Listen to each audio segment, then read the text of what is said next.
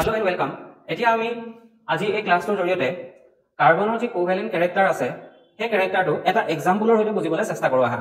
যেনেকৈ ধৰা মই ইয়াত এটা মলিকিউল লৈছো মিথেন CH4 নামৰ এটা মল লৈছো এটা সয় কি হ'ব কাৰ্বনৰ ওচৰত তোমালোকে জানা যে কেটা কাৰ্বনৰ ভ্যালেন্স ইলেক্ট্ৰন কেটা হ'ব 4টা হ'ব 2.4 হয় তো কাৰ্বনৰ ওচৰত লাষ্টত তেল ভ্যালেন্স এলত কেটা ইলেক্ট্ৰন থাকিব 4টা ইলেক্ট্ৰন থাকিব হৈছে আৰু তাৰ কাষত কেটাকা হাইড্ৰোজেন আছে 4টাকা হাইড্ৰোজেন আছে এফালে এটা হাইড্ৰোজেন এফালে এটা হাইড্ৰোজেন এফালে এটা হাইড্ৰোজেন এফালে এটা হাইড্ৰোজেন আছে প্ৰত্যেকটো হাইড্ৰোজেনৰ ওচৰত কেটাকা ইলেক্ট্ৰন থাকে এটাকা ইলেক্ট্ৰন আছে হৈছে এটা সোয়া কাৰ্বনে কি কৰিব এই হাইড্ৰোজেনৰ 4টা ইলেক্ট্ৰন যে দেখা পাইছা 4টা হাইড্ৰোজেনৰ 4টা ইলেক্ট্ৰন তাক লৈ সৰ্বমুঠ 8টাকা ইলেক্ট্ৰন ফিল কৰিব তুমি সোয়া এবাৰ ভালকে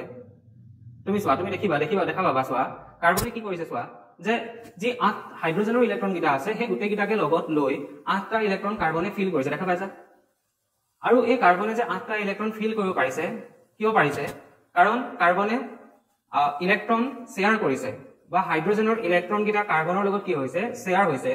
আৰু এই শেয়াৰিং অফ ইলেক্ট্ৰনৰ কাৰণে যোনটো বন্ড বনিছে দ্যাট মিন্স এই ইলেক্ট্ৰনটো আৰু এই ইলেক্ট্ৰনটো শেয়াৰ হয় যোনটো বন্ড বনিছে CH এফালে এটা বন্ড CH এফালে এটা বন্ড CH এফালে এটা বন্ড CH এনেকৈ 4টা বন্ড বনিছে আৰু এই বন্ড কেটা যোনটা বন্ড শেয়াৰিং অফ ইলেক্ট্ৰনৰ কাৰণে বনিছে ইহঁতক আমি কি বুলি কম তেতিয়া হলে কোভেলেন্ট বন্ড বুলি কম এটো হৈছে কোভেলেন্ট ক্যাৰেক্টাৰ অফ